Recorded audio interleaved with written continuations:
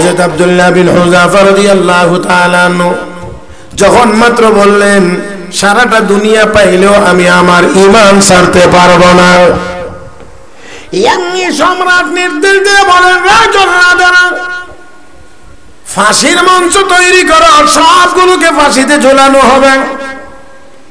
নির্দেশ মোতাবেক ফাঁসির মঞ্চ তৈরি হতে আছে। মুসলমানেরা সবাই ওই দিকে তাকিয়ে দৃশ্য দেখে ফাঁসির মঞ্চ কেমনে তৈরি হয়। একজন আরেকজনকে দেখায়, একটু একটু খোঁচা দেয়, আর সবার চেহারার মধ্যে মুস্কি হাসি। আল্লাহু আকবার। আর একটু জোরে কান। ফাঁসির মঞ্চ দেখে আর দেখায়, আর মুখের মধ্যে মুস্কি হাসি। ও মুসলমান, সম্রাট তাকিয়ে একেবারে হতভম্ব, ব্যাপার কি? এই মোল্লার দল কি ফাঁসি বুঝে না? না হয় ফাঁসির মঞ্চ তৈরি হতে আছে, একটু পরে একজন একজন করে ঝোলানো হবে, আর তারা দেখে দেখে আসে। সম্রাট মনে মনে ভাবছে তারা মনে হয় এটা বুঝে না, এই জন্য নির্দেশ দিয়ে বলেন, রে জল্লাদেরা ফাঁসির মঞ্চ ভেঙে দাও। মহারাজ, ভেঙে দিলাম, এখন কি করব? বড় বড় ডেকের মধ্যে পানি গরম করো। এটা সবাই বুঝে। এবার ডেকের মধ্যে পানি গরম শুরু হয়েছে। ও মুসলমান, পানি গরম হইতে হইতে হইতে একেবারে টকবক যখন করে, ফুটন্ত পানি চরম পর্যায়ের গরম যখন হয়েছে, ওই ডেকের কিনারায় সকল সৈনিকদেরকে হাজির করা হয়েছে। এবারও বলা হচ্ছে, আব্দুল্লাহ, এখনো সময় আছে, ঈমান ছেড়ে দাও আর খ্রিস্টান হয়ে যাও, তাহলে আর এই গরম পানিতে ছেড়ে দেওয়া হবে না। আর যদি ঈমান না ছেড়ো, এই গরম পানিতে নিক্ষেপ করে দেওয়া হবে।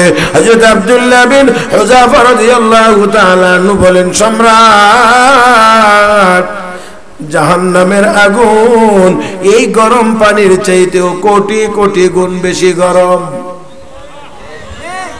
আপনাদের কি মনে হয় এই গরম পানির চেয়ে জাহান্নামের আগুনের গরমের পরিমাণ কম? জোরে কম না বেশি? কত পরিমাণে বেশি তাও বোঝানো যাবে না, তবে এতটুকু শুধু বলি, নারুল্লাহিল মুকাদা আল্লাতী তাত্তালিউ আলাল আফইদা।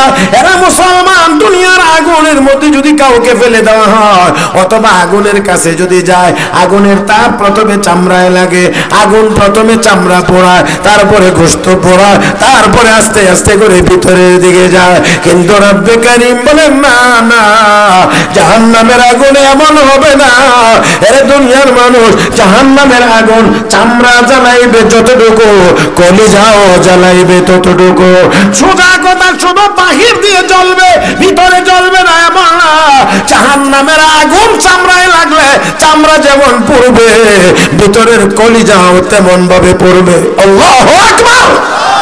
আর একটু জোরে এখন আল্লাহু আকবার। আমি জিজ্ঞেস করি, ওই জাহান্নামে কি আমরা কেউ যাইতে চাই? যারা আওয়াজ করেন নাই তারা কিছুদিনের জন্য যাইতে চান। আমি আবারও বলছি, ওই জাহান্নামে কি আমরা কেউ যাইতে চাই? না না, আমরা কোথায় যাইতে চাই? আওয়াজ করে বলি, কোথায় যাইতে চাই? আল্লাহ রাব্বুল আলামিন বলেন, ওয়াসারিউ ইলা মাগফিরাতিম মির রাব্বিকুম ওয়া জান্নাতিন আরদুহাস সামাওয়াতু ওয়াল আরদ উইদ্দাত লিল মুত্তাকিন।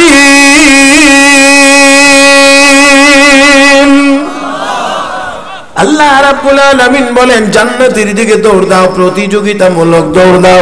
কে কার আগে জান্নাতে যাইতে পারো দৌড়াইতে থাকো। আল্লাহ রাব্বুল আলামিন বলেন, ওই জান্নাত প্রস্থ হলো 7 আসমান জমিন মিলে যত জান্নাত প্রস্থ হবে তত। আল্লাহ রাব্বুল আলামিন বলেন, হে দুনিয়ার মানুষ, উইদ্দাত লিল মুত্তাকিন, ওই জান্নাত বানানো হয়েছে মুত্তাকিনদের জন্য। আমার ভাইরা, তাহলে বোঝা গেল দুনিয়ার কোনো কাফের বেঈমান জান্নাতে যাইতে পারবে না। কোন কাফির বেঈমান জান্নাতে যাইতে পারবে না, তাদের ঠিকানা হবে জাহান্নাম। আমার ভাইরা, আমার বন্ধুরা, আল্লাহ নবীর সাহাবী হযরত আব্দুল্লাহ বিন হুযাফা রাদিয়াল্লাহু তাআলা বলেন, সম্রাট, এই গরম পানির চেয়ে জাহান্নামের আগুনের পরিমাণ, জাহান্নামের আগুনের গরমের পরিমাণ কোটি কোটি গুণ বেশি।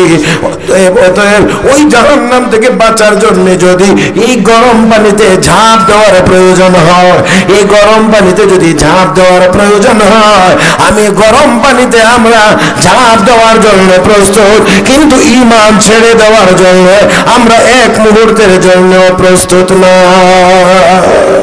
যেই মাত্র এই কথা তিনি বলেছেন, ঘোষণা তিনি দিয়েছেন, এমনি একজন সৈনিককে এই উত্তপ্ত গরম পানির মধ্যে ছেড়ে দেওয়া হয়েছে। ও মুসলমান, পানি টকবক টকবক করতেছে। এই ফুটন্ত এই গরম পানির মধ্যে যখন একজনকে ছেড়ে দেওয়া হয়েছে, মুহূর্তের ভিতরে শাহাদাত বরণ করেছেন, দেহটা ক্ষত বিক্ষত হয়ে গিয়েছে। চেহারা দেখে চিনবার মতো ব্যবস্থা নাই, এমন হয়ে গিয়েছে যেমন করে আমরা আপনারা দেখি পিঠা যেমন করে তেলের উপরে ভাসতে থাকে, এমনই যেন শরীরের অবস্থা, চেনা যায় না, বোঝা যায় না, দেহটা ক্ষত বিক্ষত। হযরত আব্দুল্লাহ বিন হুযাফা রাদিয়াল্লাহু তাআলা আনহু এই দৃশ্যটা দেখে এবার চোখের পানি ছেড়ে কাঁদতে আরম্ভ করেছে। এতক্ষণ পর্যন্ত সবাই হাসছিলেন, উনিও হাসতেছিলেন, এখন চোখের পানি ছেড়ে দিয়ে কাঁদলেন। সম্রাট মনে মনে ভাবছে, এখন মনে হয় ভয় পেয়েছে, কারণ চোখের সামনে তার সাথীর করুণ মৃত্যু হয়েছে, মনে হয় এখন ভয় পেয়েছে। এই জন্য সম্রাট ডাক দিয়ে জল্লাদেরা, আর কাউকে গরম পানিতে ছেড়ে দিও না, আপাতত একটু রাখো, জিজ্ঞেস করে দেখি এতক্ষণ হাসছিল কেন, আর এখন কাঁদে কেন। হযরত আব্দুল্লাহ বিন হুযাফা রাদিয়াল্লাহু তাআলা আনহুকে বলা হলো, আব্দুল্লাহ, একটু আগে হাসতেছিলা, আর এখন কেন কাঁদতে আসো? ভয় পেয়েছো কি? সাথীর করুণ মৃত্যু দেখে ভয় পেয়েছো? হযরত আব্দুল্লাহ বিন হুযাফা এবারও ওই জালেমের চেহারার দিকে তাকাইলেন, রোম সম্রাটের চেহারার দিকে তাকাইয়া বলতে আছেন, হে সম্রাট, তোমার আনন্দিত হওয়ার মতো কোনো বিষয় এখানে নাই। মরণের ভয়ে আমি কান্দি না, এই গরম পানিতে আমাকে ছেড়ে দেওয়া হবে, এই ভয়ে আমি কাঁদতেছি না। তাহলে কেন এই মুহূর্তে কাঁদতেছো? একটু আগে না হাসতেছিলাম। হযরত আব্দুল্লাহ বিন হুযাফা বলেন, সম্রাট, এটা আমার ভয়ের কান্না না, এটা আমার আফসোসের কান্না, এটা আমার ভয়ের কান্না না, এটা আমার আক্ষেপ আর আফসোসের কান্না।